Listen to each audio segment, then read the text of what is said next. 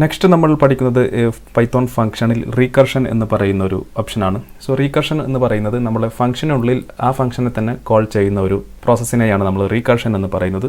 So റീകർഷൻ ഉപയോഗിക്കുമ്പോൾ ശ്രദ്ധിക്കേണ്ട കാര്യം നമ്മളൊരു ഇഫ് സ്റ്റേറ്റ്മെൻറ്റ് അല്ലെങ്കിൽ ഒരു കണ്ടീഷൻ സ്റ്റേറ്റ്മെൻറ്റ് ഉപയോഗിക്കേണ്ടതുണ്ട്. അല്ലെങ്കിൽ അത് ഇൻഫിനിറ്റ് ലൂപ്പായി പോവുകയും നമുക്ക് എറർ വരാൻ സാധ്യതയുമുണ്ട്.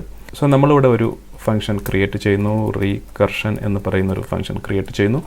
സോ അതിനൊരു പാരാമീറ്റർ n കൊടുക്കുന്നു. ശേഷം നമ്മളിവിടെ ചെയ്യാൻ പോകുന്നത് നമ്മളൊരു സംഖ്യ എൻ്റർ ചെയ്ത് കഴിഞ്ഞാൽ ആ സംഖ്യ വരെയുള്ള അതായത് 5 എൻ്റർ ചെയ്ത് കഴിഞ്ഞാൽ 5 വരെയുള്ള സംഖ്യകളുടെ തുക കാണുന്നതിനുള്ള ഒരു പ്രോഗ്രാമാണ്. ഉദാഹരണമായി 5 ആണെങ്കിൽ 1 + 2 + 3 + 4 + 5 ഇങ്ങനെയുള്ള 5 വരെയുള്ള സംഖ്യകളുടെ തുക കാണുന്നതിനുള്ള ഒരു പ്രോഗ്രാമാണ് നമ്മൾ ചെയ്യുന്നത്.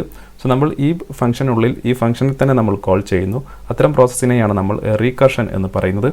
സോ നമ്മളിവിടെ ഒരു ഈഫ് സ്റ്റേറ്റ്മെൻറ്റ് ഉപയോഗിക്കുന്നു. നമ്മുടെ പ്രോഗ്രാം ഒരു ഇൻഫിനിറ്റ് ലൂപ്പിലേക്ക് പോകാതിരിക്കാൻ ഒരു ഈഫ് സ്റ്റേറ്റ്മെൻറ്റ് ഉപയോഗിക്കുന്നു. സോ നമ്മൾ കൊടുത്ത value less than or equal to 1 ആണോ എന്ന് ചെക്ക് ചെയ്യുന്നു. ആണെങ്കിൽ നമ്മൾ റിട്ടേൺ n എന്ന് പറയുന്ന വാല്യൂ റിട്ടേൺ ചെയ്യുന്നു. അല്ലെങ്കിൽ കാരണം നമ്മൾ ഒന്നിൽ ചെറിയതോ ആയ ഒരു സംഖ്യയാണ് എൻ്റർ ചെയ്യുന്നതെങ്കിൽ നമുക്ക് അവിടെ ഒരു സമ്മ് കാണുന്നതിനുള്ള ഒരു സ്കോപ്പ് ഇല്ല. അതുകൊണ്ട് നമ്മളത് റിട്ടേൺ ചെയ്യുന്നു. സോ നമ്മളിവിടെ ഒരു കോളൻ കൊടുക്കാൻ മറക്കരുത്. അല്ലെങ്കിൽ നമ്മൾ എന്ത് ചെയ്യുന്നു എന്ന് വെച്ചാൽ റിട്ടേൺ n പ്ലസ് നമ്മൾ ഇനി ഈ റീകർഷൻ എന്ന് പറയുന്ന ഫംഗ്ഷനെ ഇതിനുള്ളിൽ തന്നെ കോൾ ചെയ്യുന്നു. റീകർഷൻ n മൈനസ് 1. സോ ഇതാണ് നമ്മുടെ ഫംഗ്ഷൻ. സോ നമ്മളിവിടെ ആദ്യം ഒരു ഈഫ് നമ്മൾ എൻ്റർ ചെയ്ത സംഖ്യ ഒന്നിനേക്കാൾ കുറവാണോ ഒന്നാണോ എന്ന് ചെക്ക് ചെയ്യുന്നു. ആണെങ്കിൽ ആ സംഖ്യ തന്നെ റിട്ടേൺ ചെയ്യുന്നു. അല്ലെങ്കിൽ നമ്മൾ റിട്ടേൺ n പ്ലസ് ആ സംഖ്യയോട് ആ സംഖ്യയിൽ നിന്ന് ഉള്ള ഒരു സംഖ്യ കുറച്ചിട്ടുള്ള ഒരു സംഖ്യ ആഡ് ചെയ്യുന്നു. ഇവിടെയാണ് നമ്മൾ ഈ റീകർഷൻ എന്ന് പറയുന്ന ഫംഗ്ഷനെ നമ്മുടെ ഫംഗ്ഷനുള്ളിൽ തന്നെ നമ്മൾ കോൾ ചെയ്തു. ഇതിനെയാണ് നമ്മൾ റീകർഷൻ എന്ന് പറയുന്നത്.